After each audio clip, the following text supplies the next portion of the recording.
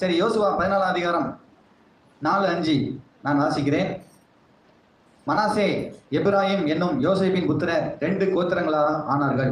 ஆதலால் அவர்கள் லேவியருக்கு தேசத்தில் பங்கு கொடாமல் குடியிருக்கும்படி பட்டணங்களையும் அவர்களுக்கு ஆடு மாடுகள் முதலான சொத்துக்காக வெளிநிலங்களை மாத்திரம் அவர்களுக்கு கொடுத்தார்கள். இப்ப பாத்தீங்கன்னா மோசே மூலமாக ஜனங்களை ரட்சிக்கிறாரு. நிறைய யுத்தம் பண்ணி நிறைய ராஜாக்களை ஜெயிச்சு பெரிய தேசங்களை சுதந்திரிக்கிறாங்க. அப்படி சுதந்திரிக்கும் போது இந்த லேவியருக்கு ஆண்டவர் என்ன சொன்னார்னா, இவங்களுக்கு சுதந்திரம் கொடுக்க வேண்டாம் அப்படின்னாரு. என்ன சுதந்திரம்? எல்லாம் பெரிய தேசம், அதை பங்கிடும் போது இவங்களுக்கு சுதந்திரம் கொடுக்க வேண்டாம். எல்லாருக்கும் பங்கிடுற அளவுக்கு இவங்களுக்கு கொடுக்க வேண்டாம். நான் தான் அவங்களுக்கு சுதந்திரம்ட்டாரு ஆண்டவர். நான் தான் அவங்களுக்கு சுதந்திரம் அப்படின்னு சொல்லிட்டார்.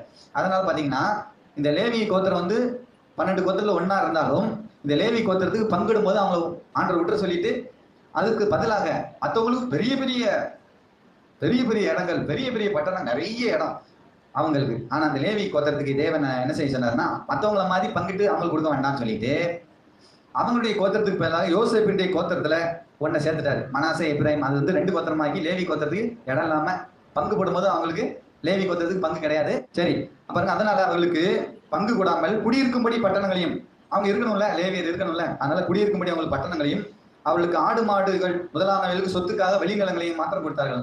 கொஞ்சமான இடம் தான், சரியா? குடியிருக்க பட்டணம், ஆடு மாடை கட்டுறதுக்கு வெளிநிலங்கள், இதுல மாதிரி சிம்பிளான இடங்களை தான் அவர்களுக்கு கொடுத்தார்கள். சரியா? பாருங்க, கர்த்தர் மோசேக்கு கட்டளையிட்டபடி இஸ்ரவேல் புத்திரர் செய்து தேசத்தை பங்கிட்டார்கள். கர்த்தர் சொன்னபடிதான் இதை செஞ்சாங்க. சரியா?